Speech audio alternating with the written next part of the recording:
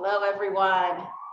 We're just giving another like 30 seconds for people to kind of get on here and get all situated.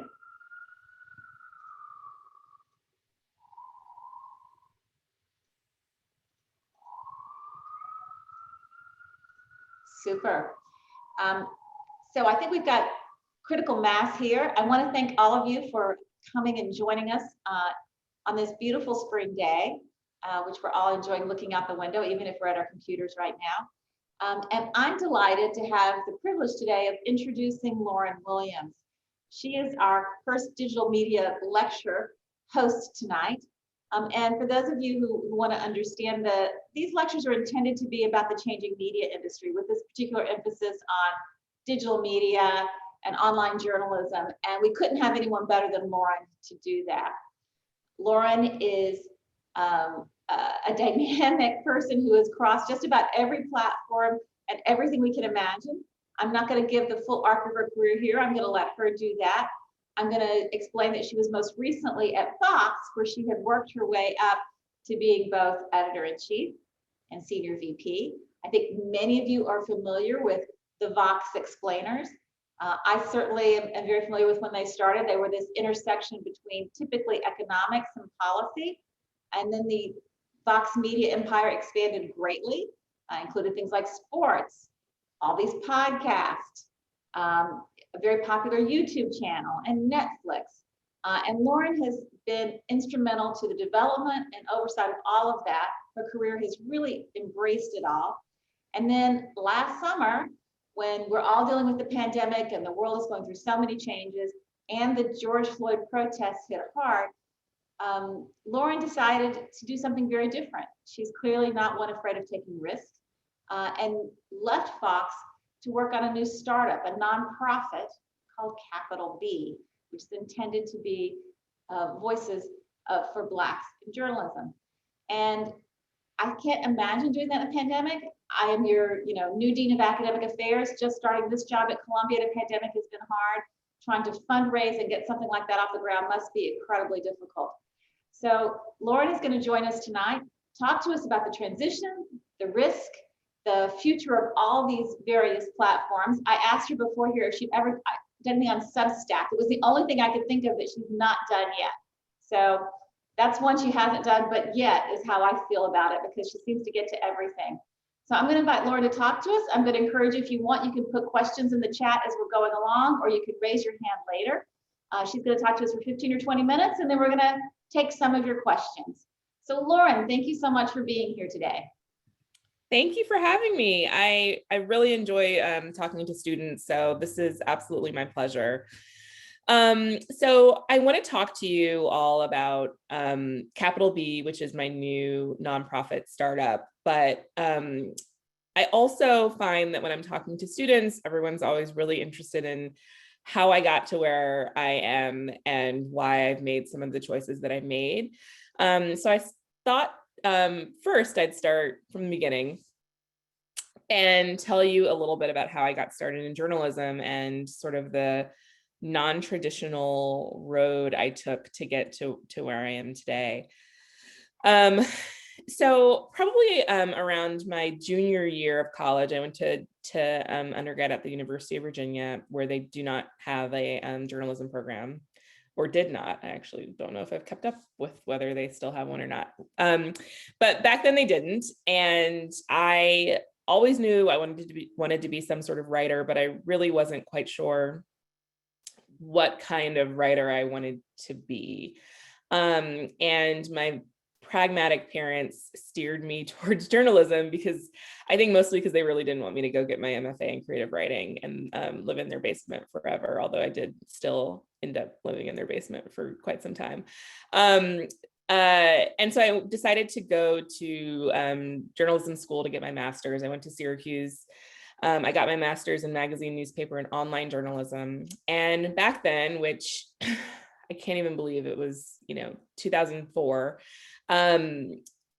local news was in a very different place. And the advice they gave you at J school back then, and I doubt it's quite the same anymore, but they told you had to go start small and local And I was a real stickler for rules back then. So I started small and local, and I went to the Newport News Daily Press in Southern Virginia, where I covered local government and school boards, and was bored to tears and absolutely miserable. There wasn't a lot of vision for how to cover those beats with creativity. And I certainly wasn't the person who was going to speak up and say, like, this is boring. And so I sort of grinned and bore it, and made a move as soon as I could, and ended up in New York working at digital startups. First at a startup called Menu Pages, which will age me, because Menu Pages was a service that took hard copy menus from restaurants in major cities that did not have websites. And back then it was a lot of restaurants that didn't have websites, and uploaded them to a server in India, where a team transcribed the menus and then put them online. And I was hired along with a bunch of young journalists to create food blogs as companions to the Menu Pages sites. So I was from Washington, D.C., so they hired me to be like the Washington, D.C. writer. And the funding never came in for the blogs. So basically they hired like 4 to 5 writers, and we all sat in an office in Flatiron for a whole year and did absolutely nothing because we didn't have blogs to write. And it was a really talented group of people. One of my coworkers ended up being the food editor for San Francisco Chronicle. Right after I left, Helen Rosner, who's now an amazing food writer at the New Yorker, was hired. That was sort of like what the vibe was back then in New York, and in the startup land in sort of the early days of digital media. It was a winding road, but I ended up finally at an actual company, AOL, where I worked for AOL Black Voices doing lifestyle journalism. And this was around the time when things started to get rough in our industry and in our country. Layoffs were happening quarterly almost at AOL. And after about 3 years, I left to join The Root. And The Root at the time, and this was around 2010, The Root at the time was 2 years old. It had been launched by the Washington Post company. Henry Louis Gates was the editor, and it was kind of launched at the dawn of Barack Obama's historic win.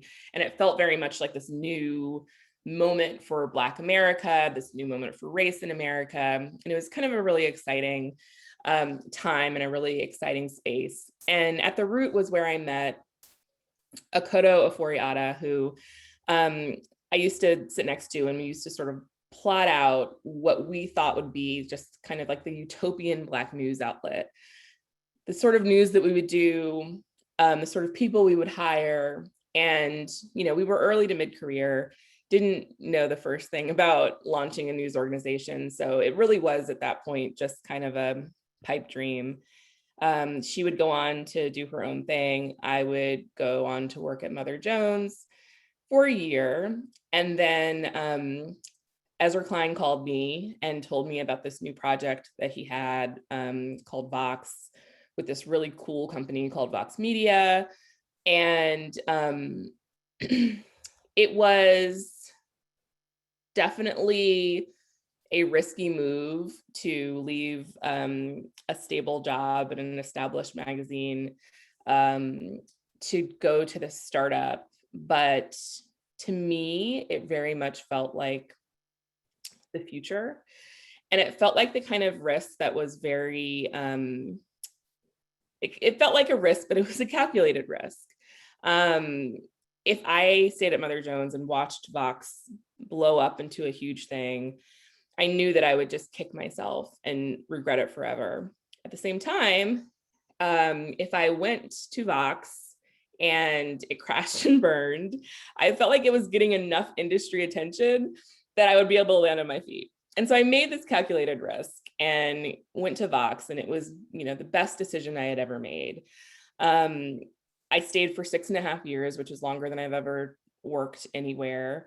I kept getting promoted from managing editor to executive editor to editor-in-chief, and finally to senior vice president and editor-in-chief, where I oversaw all editorial and business operations, and really helped to build from the ground up a news organization, and from a startup with 25 people to an 150 person newsroom with a really diversified, successful business that included TV and podcasts and events, and an enormously successful YouTube channel.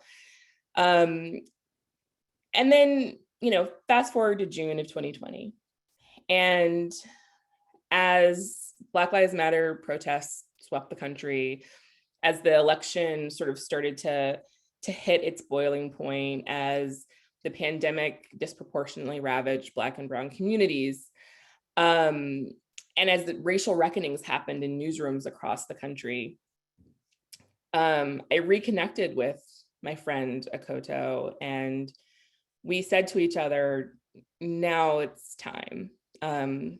We had the experience running newsrooms. We knew that there was kind of unprecedented will in the country at that moment, it felt like, to address the racial disparities and systemic racism that have plagued our country. And we knew that we were uniquely suited to do this work. And so we both decided to leave our jobs and start Capital B. And so what is Capital B? Capital B is a first of its kind, local and national hybrid nonprofit news organization. And what we want to do is do what our industry has struggled to do for decades. We want to center Black voices and empower Black journalists. And we want to do that in a way that is sustainable and scalable. So we have 3 goals with Capital B. They are to produce service journalism to fill the information needs of Black residents in areas that are underserved by local news. We want to combat misinformation with high quality and trustworthy news that is highly accessible in our communities. And we want to expose the systems that perpetuate racial disparities in criminal justice, wealth, education, health, and safety. And we'll do that keeping 3 core values in mind, which is that we want to center Black voices, needs, and experiences, be a partner to the communities we serve, and challenge the status quo in journalism and in America. And when Akoto and I stepped back and made the choice that we were going to leave and do this thing, we realized we had to make some choices. Local news, as I believe all journalists are incredibly concerned about the decline in local news. And Akoto and I were particularly concerned about the ways in which the decline in local news affect marginalized communities that were never at the height of the journalism industry covered fairly or adequately by mainstream news. And now, as local news is diminished across the country, how much more are those communities being left behind? We really wanted to address this problem in some way with Capital B. At the same time, we really believe in the power of ambitious, investigative, and accountability journalism. And we believe that, focusing investigative and accountability journalism specifically on issues that disproportionately affect the Black community could be an incredibly powerful thing for us to do. And so as we went back and forth on it, we realized that we weren't actually talking about 2 different news organizations. We were talking about sort of a radically different kind of news ecosystem that we could create under capital B, where we open local bureaus in communities across the country that are dedicated to service journalism and civic journalism, and connect those local bureaus with a national hub that does some of this investigative and accountability journalism. And our national teams will work very closely with our local teams to understand what's going on in those communities. And our local teams will work with our national teams to contextualize big national stories for local communities. Another choice that we had to make was for-profit or nonprofit. So there's a tremendous amount of will and energy among philanthropists and journalism funders to solve this local news problem and to solve for some real racial equity problems in journalism that exist. And so we thought that there was a really great opportunity to go the nonprofit route,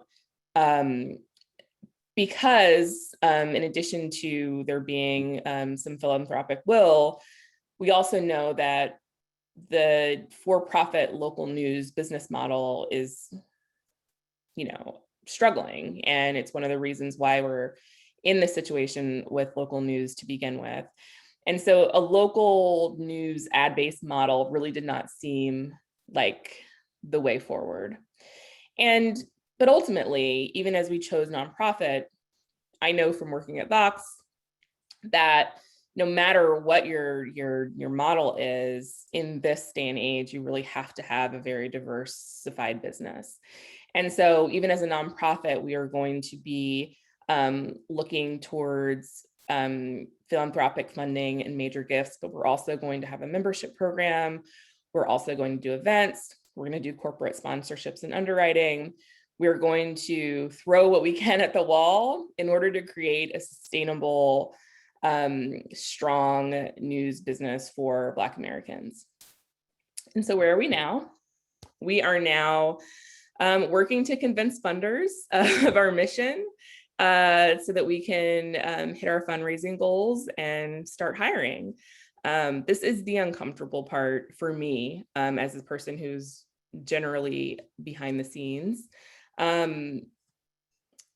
We're selling ourselves and an idea instead of selling the work. And I will be really excited when we get to do the work so we can sell the work. But I know that this is something that our industry needs and can benefit from. And that really, really helps when you're in these conversations and feeling sort of uncomfortable about selling yourself. I'm betting on capital B big.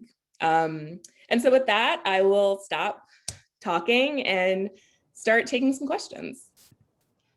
So while everybody gets ready to ask their questions, I'll ask one or two here just to follow up on the things you said. You must be familiar with MLK 50, which has a model of trying to get at some of these social justice questions. I'd like to hear how you feel about capital B versus something like that. And also many of the new nonprofits that have started with a focus, I'll say, which includes the Marshall Project on criminal justice, which includes things geared toward women's voices and women's frames.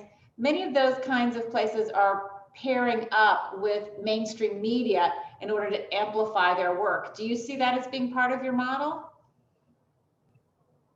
Sure. Well, I'll answer the MLK 50 question first. There's a lot of, or I guess I wouldn't say a lot, but there are a number of strong examples of Black-led local nonprofit news organizations like MLK 50 that are doing really interesting and admirable work. And I think Capital B will sort of join in that tradition. I think one difference is that we are a networked approach. So we want to be in a lot of different communities and serving those diverse communities in some different ways. In terms of partnering with mainstream news organizations, I would say absolutely. I think there are a lot of different ways to think about that relationship. We want as many people as possible to read our work. And so, that could mean in a local community, partnering with the local mainstream paper, to publish our work. You know, depending on the demographics of a community, you know, it may skew very young. And so we might have, you know, stronger social strategy.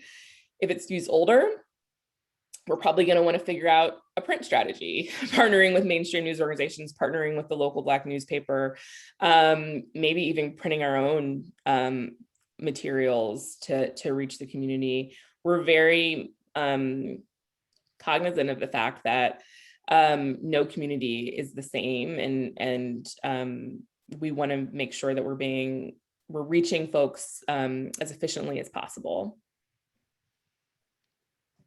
That's great. I want to invite others to jump in here with questions. I think the students would rather ask them than have me jump in. So while they're getting ready to do that, I'm a little curious what you think about the future. If I'll switch back from capital B to Vox for a minute, what you think the future of organizations like that is. That was really sort of the hot model for a long time.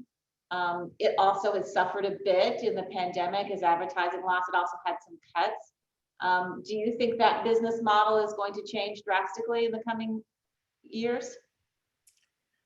I don't think it'll change drastically, but I do think that there'll just be fewer of them. You know, when Vox launched, there was, you know, I remember there, you know, there was 538 and a bunch of others, and now, you know, 538 is it now part of ABC? You know, there's consolidation, and I think that that's what the solution is. And so I think there will be, there's probably just going to be fewer hot startups and more sort of focus on the sustainability of the ones that have, you know, sort of risen to the top. Okay, there's a question here in the chat, which I'll ask, and I'll tell anyone who wants to jump in after that, about what roles you envision for visual journalists at Capital B. You know, how do you intend to work with them? What do you intend to do?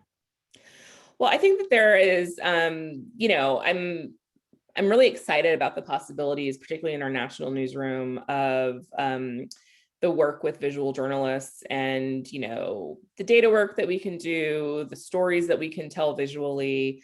We're also thinking about the structure of Capital B being such that there's sort of like the national journalism team, but then there's also, or the national reporting team, but then also a hub where there's a lot of the editorial work, from visuals to copy editing, to some even line editing, that lives sort of on the national team and works individually with the various local bureaus, so that they don't all have to hire their own core editorial teams.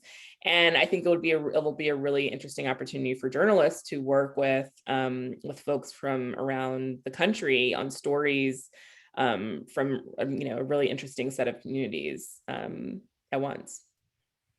How many cities do you think you need to be in to get started? Not very many. We're not starting with very many cities, probably 2. Our goal is to get to 8 over 5 years, but we're you know, it's a long game. We want to make sure that we get it right in these locations before we rush to open more.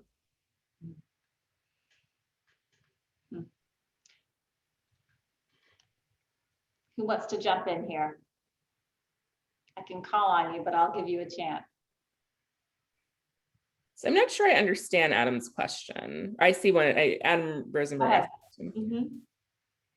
It's hi, Lauren. Hi, Adam. Hi, great.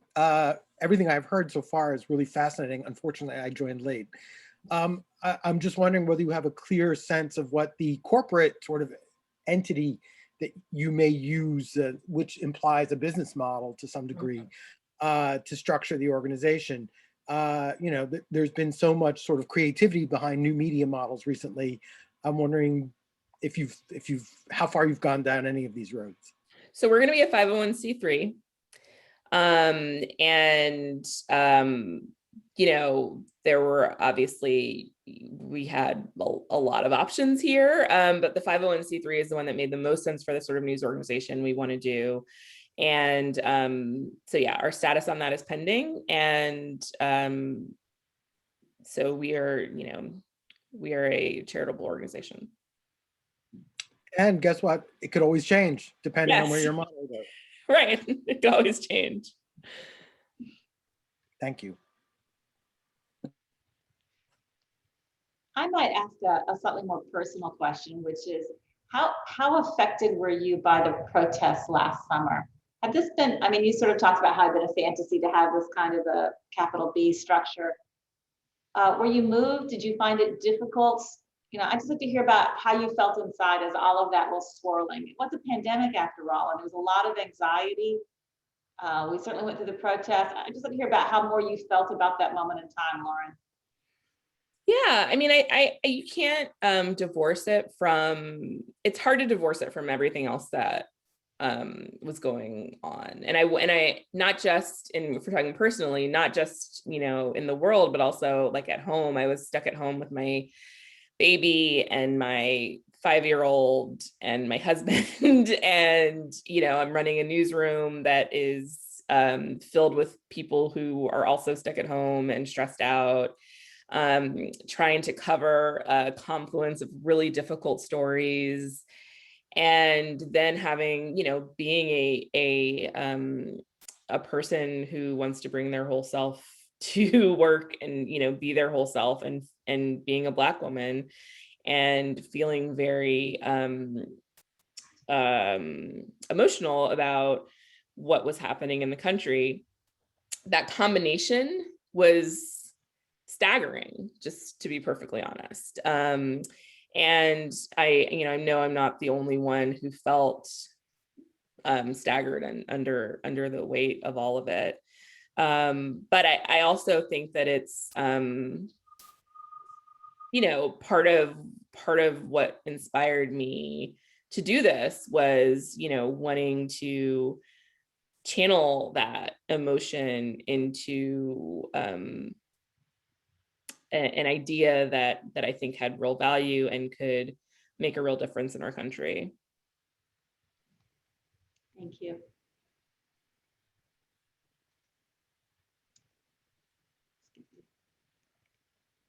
Anyone want to jump in here? I have a question.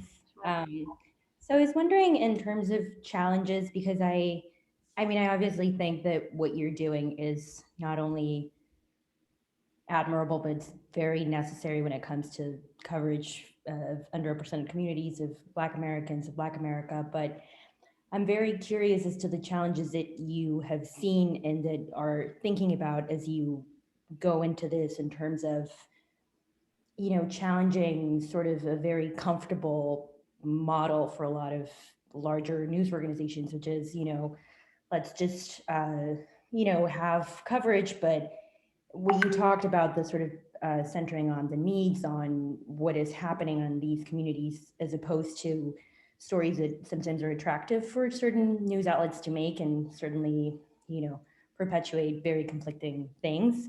So I'm just curious about challenges in general that you think, what sort of pushback, or what climate are you, you know, getting into now? Because, you know, Yeah. you have June and you have this pain, but you also have this very big hope, and then things sort of have moved along, and, you know, Right. it's about, yeah. So, so like if I were going to work with the New York Times, start a new job with the New York Times, I think I'd be entering a different climate than I'm entering, like, you know, starting from scratch. I think this is the beauty of being able to start from scratch, that you can mold a culture from both a reporting and writing editorial standpoint and a workplace standpoint, that is informed by things that people who were building the cultures of mainstream news organizations were not informed by, and perspectives that they were not informed by. And so, you know, I don't feel as much like like I will be hitting the challenges. I think the question is really like how the industry as a whole manages through this time of, you know, an intense push for change, and also increasingly an intense like digging in of the heels on change. This is a very uncomfortable clash happening in our industry, and it's kind of ugly, but ultimately really necessary. And, you know, one of the things that we thought about initially for Capital B was a sort of report for America style model, where we would underwrite Black reporters, train them, you know, work with them for a little bit, but then ultimately place them in local newsrooms around the country. And we decided against doing that because we couldn't control the way those newsrooms were going to treat our reporters, or, you know, we didn't know if they were going to reject all their stories or say they were too biased to cover Black issues, or, you know, some of the things that you've heard of happening to Black journalists and other journalists of color in newsrooms.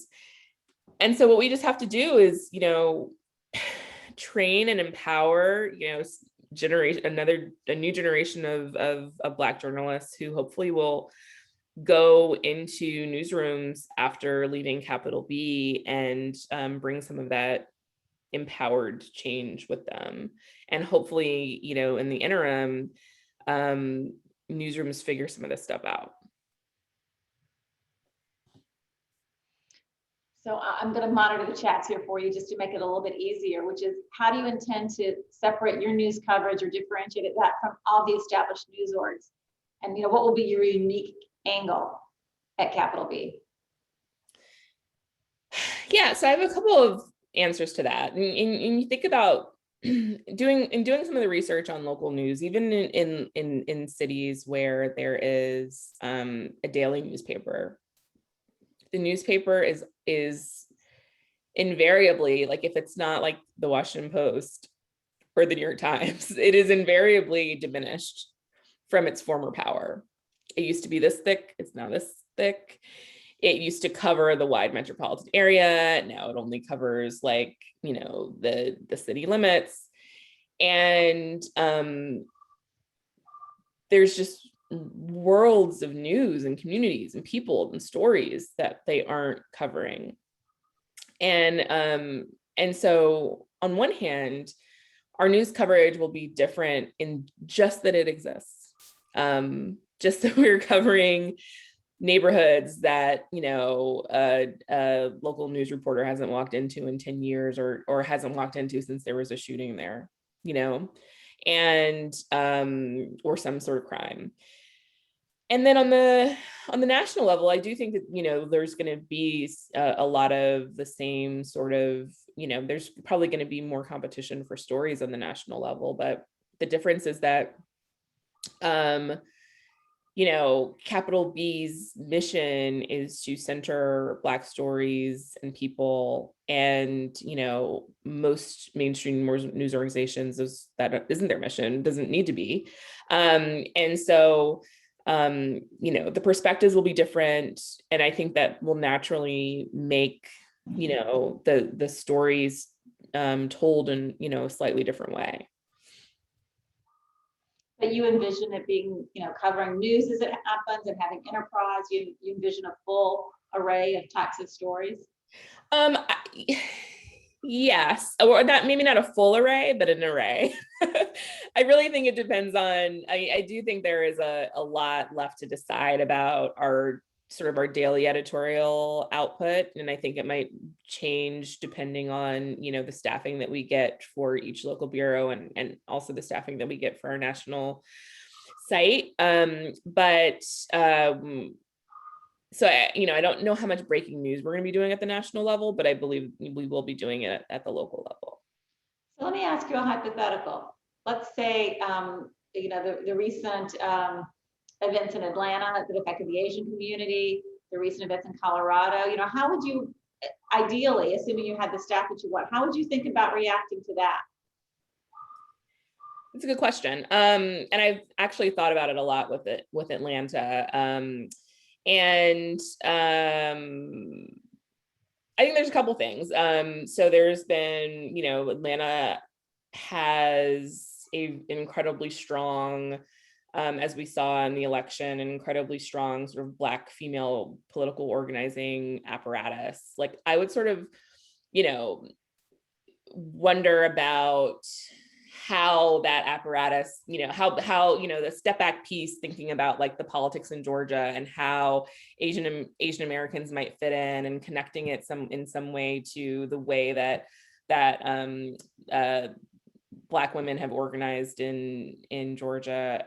Also thinking about the activism in Atlanta over the summer, and intersectionality, and how the Black activists are thinking about this moment of a rise in anti-Asian hate and their intersectional roles in speaking out against it.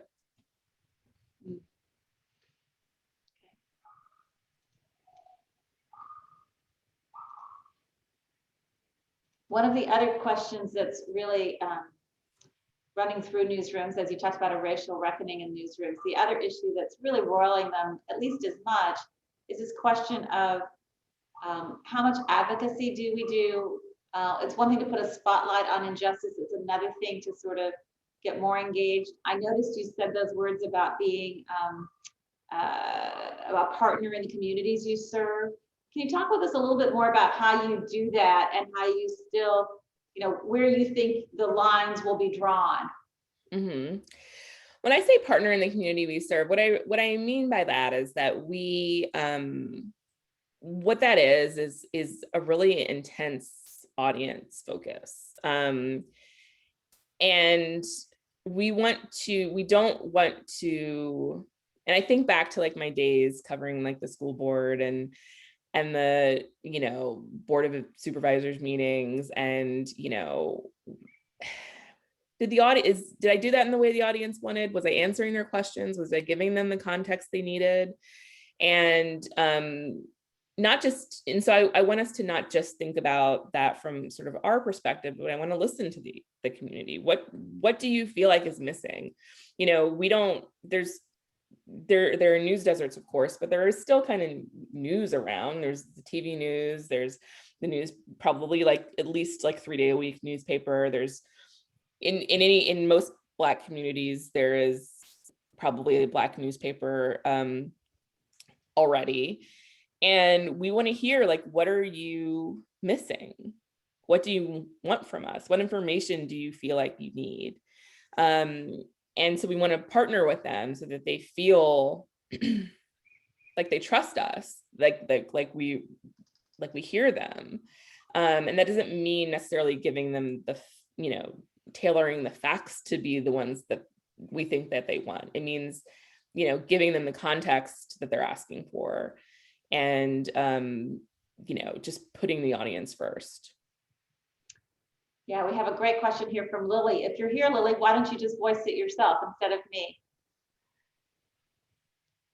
Okay, hi. Thanks for being with us. I have 2 questions. The first one is, what advice would you give to young reporters who are hoping to eventually work at a place like Capital B and distinguish themselves as a candidate to join your newsroom? And the second question is more specific to Capital B. As a news organization, how does your storytelling technique distinguish itself from other news and multi-platform outlets? Those are great questions. So to the first, I would say that I think there are a lot of opportunities for emerging young reporters to work at a place like Capital B. I think that the sticking point would be, would you want to move to a place where we have a bureau and really, invest in that community and embed in that community? And the second question is, I honestly don't know. We don't have editorial yet, and there are a lot of, senior editorial hires we need to make. And, we need to answer those questions about, our storytelling technique and and some of these differentiating factors that, just to be perfectly frank, we haven't gotten to yet. Can you give us a teaser if you're thinking like more multi-platform with like video and different verticals, or any like anything? We probably will not probably, we definitely are not going to start with video, although we may partner with, I could probably partner with a Vox or with a Vice on, a big investigation we're doing to do some video. And I think that, we'd be excited to do something like that. But we will have local newsletters in each community, in addition to a national newsletter.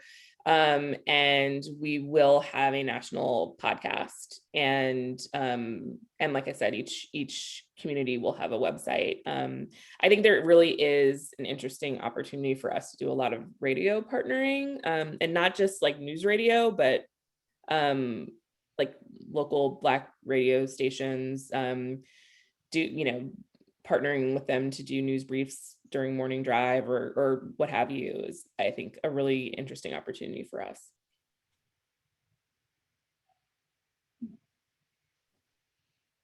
I had a quick question. I was wondering if you have an idea of like, is there room for slow news journalism?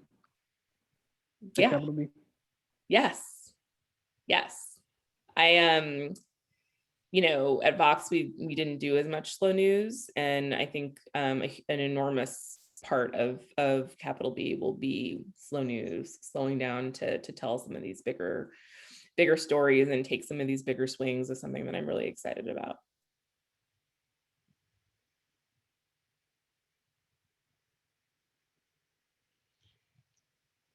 Well, I'll jump in with one of the business questions. What's the hardest thing about getting a new startup like this off the ground? Raising money. We have a big ambitious idea, and it's going to be expensive, and we want to pay our journalists industry standard or more than industry standard, and have really great benefits, and do investigative work is very expensive work. And so we have a pretty big fundraising goal, and it has not been hard to convince funders thus far of the need for this, but getting the sum that we need is the tough sell. And I don't actually have any nonprofit fundraising experience. My partner has a tiny bit, and so we're really iterating with each conversation. Well, so like it kind of worked when we said this, or they understood us better when we said this, and maybe we should be more bold when we're making an ask. And we're sort of learning as we go in a lot of ways, just to be perfectly honest. And I think we're having some real fundraising success, but it is definitely, you're convincing people to invest in your idea for something that's not going to give them a monetary return. They're just going to have to believe in you, that you're going to show the results that you're promising in the communities that you want to serve. And that's a big ask. I'm just curious, do you think that there's going to be a future where we have a lot of these kind of sort of specific platforms, or their platforms, or news organizations, or media companies, however they wind up being, and with very specific sort of narrow focuses, and that they'll all work together and maybe feed together? Or will there be an Asian network? Will there be we've already, like I said, we've got the Marshall Project. ProPublica's got a broader mission, but there are a lot of narrow sliced missions right now getting off the ground with lots of hope and drive. Do you see room for a lot of those? You must have done some market, like field research kind of stuff. Yeah, I mean, it's really interesting. I don't know if you've heard of URL Media, which is a new, I don't even know what to call it, a new collective started by Mitra Kalita, who used to be an executive at CNN, which is sort of a consolidation of local and hyper local Black and brown media. And I think it's a really interesting model, but also a sign of I think that there is, yes, room for more organizations like this, but I also think there's also just an interesting, it might sort of just kind of rewrite the idea of competition among news organizations, in that, in some ways we all may be kind of working together to some common, editorial purposes, in ways that, doesn't traditionally, like, the media has been, does not work together in that way. The New York Times and the Washington Post are, chasing scoops, and this is kind of a different vibe in an interesting way. Mhm, mhm. Yeah. How do you think it might change the mainstream media? Like, not what you're doing, but like old traditional media. I think, I don't know. I think that it might be pressure for the mainstream media to make some changes more quickly. And I think that there will be, I think that increasingly the mainstream media will be taking some cues from some smaller organizations about ways to cover, diverse groups of people in a way that, they've just sort of been like, well, we're the big guy, we're the big guys, and we don't need to take these cues, and we know what we're doing. And I think that, probably everyone in this room knows that's not true, but I don't think the people in those organizations always know that. And I think that, smaller organizations kind of eating their lunch on the most important subjects of our day is motivating, or should be. I also wonder about this idea about partnering with communities, which is, that is not something that traditional media has done recently, maybe not back in history, but certainly not recently. And there have been some reports recently. For example, the Philadelphia Inquirer did this big examination. I don't know if you've had time to look at it, of where it may have failed to cover its own community inside Philadelphia. It's not the first time it's kind of looked at that problem. I don't know how much things might change now. And so the question is, could these kinds of publications push traditional media like that into a place that they have not gone in the past? Yeah. And it's also a question of, like, do they want, does some of the bigger organizations even, like, think about community in that way, or they're just thinking much more expansively about their audience, and maybe don't even think of themselves as local, even if they have, like, a location in their name.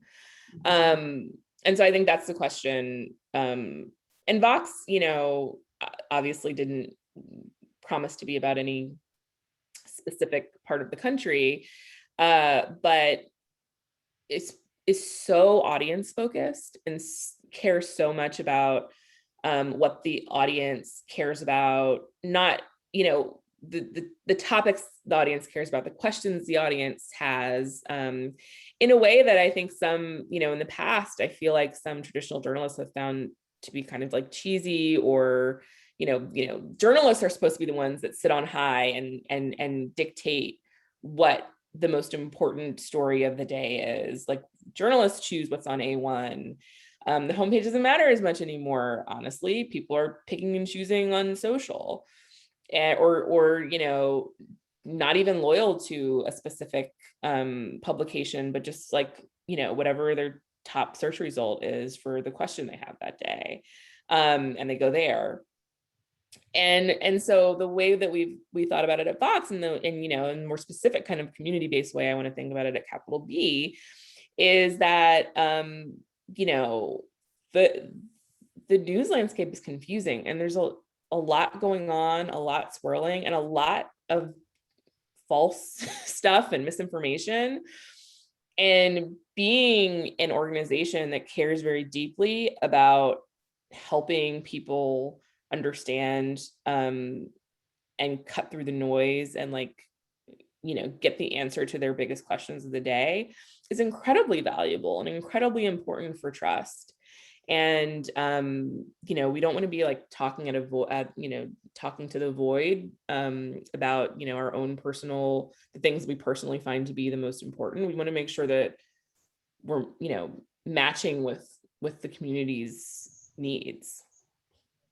Right. So if you were up and running today, and I understand you hope to be operational by fall, if you were up and running today, and you were the editor in chief, you've had lots of experience doing that. What would be the few topics that you would say are front and center for you right now at Capital B?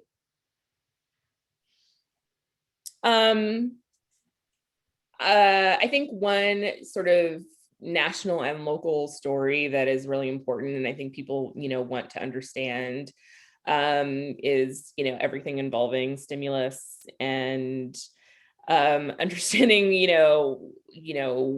when they're going to get their checks and, what their checks mean and who's responsible for it, and can it happen again, and does this even work to give people money, and are there any other communities that have done this where it's worked, and what is the rationale behind this, and I think another question is kids going back to school and vaccines and cutting through a lot of the noise about CDC's recommendations about 3 feet versus 6 feet and what that means in my community and what my community is already doing, and taking some of these big confusing things and distilling them down for individual communities, but specifically centering Black people in those narratives is the thing that we would do. Yeah, that's great. And Martha, you had a question? Yeah, sorry.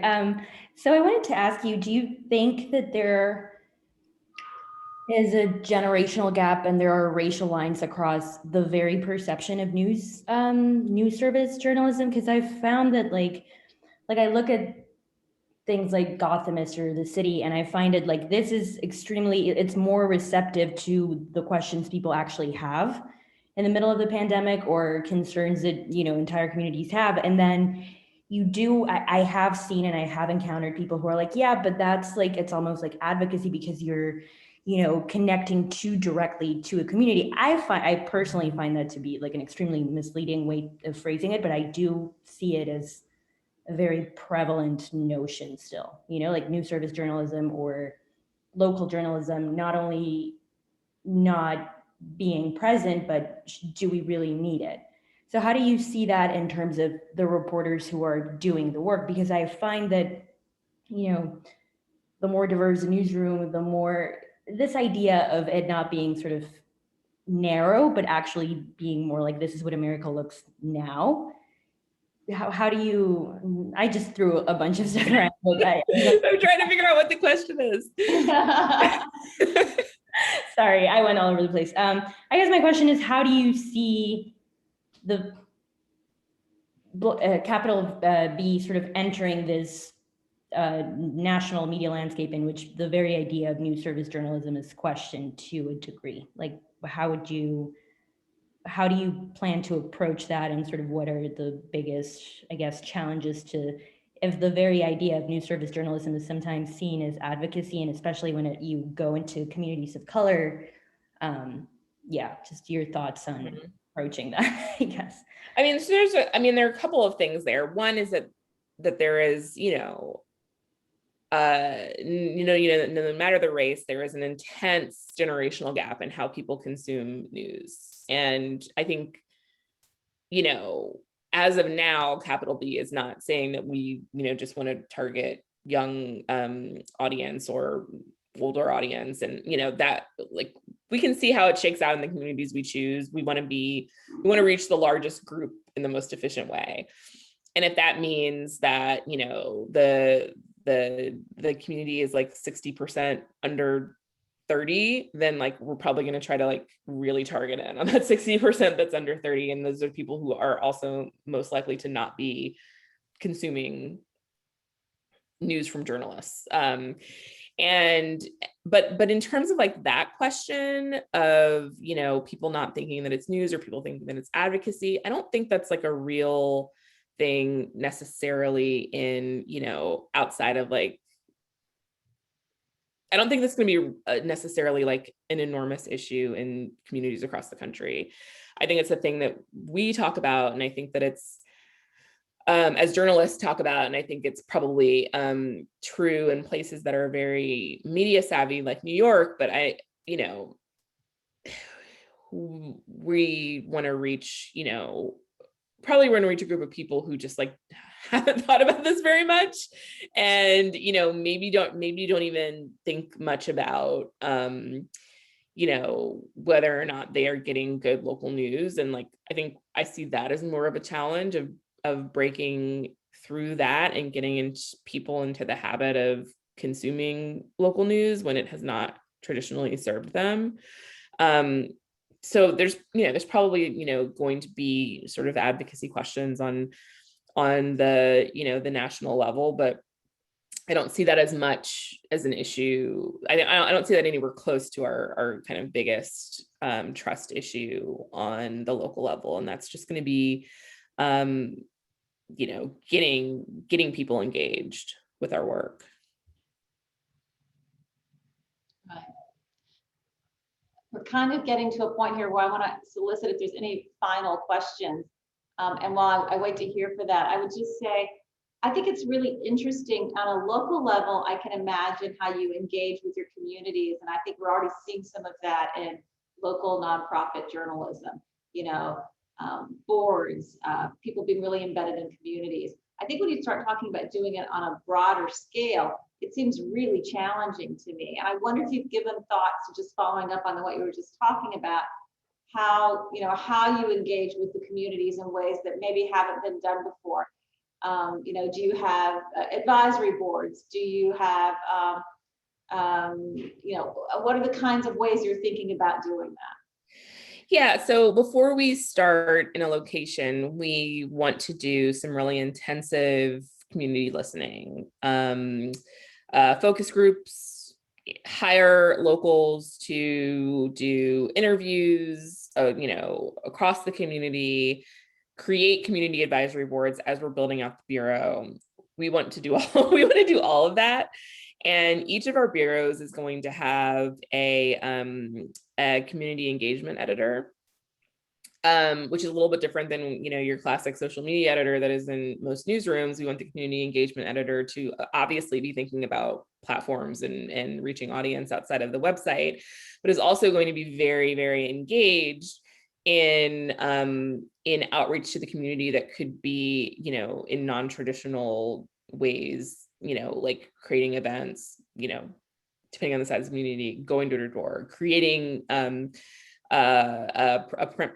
mini print product for a group of people in the community that we can't reach because of broadband access or what have you. And we think that those community engagement editors are going to be so important in creating a kind of a much different kind of local newsroom and really, you know, putting at the forefront that partnership with the community.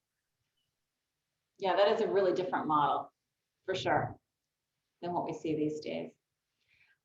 Lauren, it's been great to have you here. I think we're all really excited to see your new launch. We'll be looking for it.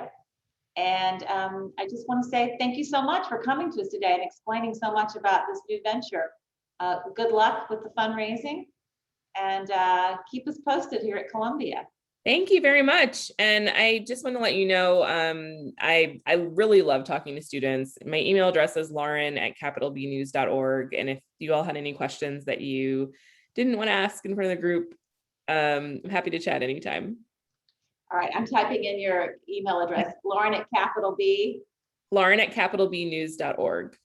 capitalbnews.org. Okay, that was really generous of you. You never know, because a lot of journalists will have a lot of questions. But we really appreciate your time. It's really terrific. Thank you so much. Thank you so much, Thank you, Lauren. Lauren.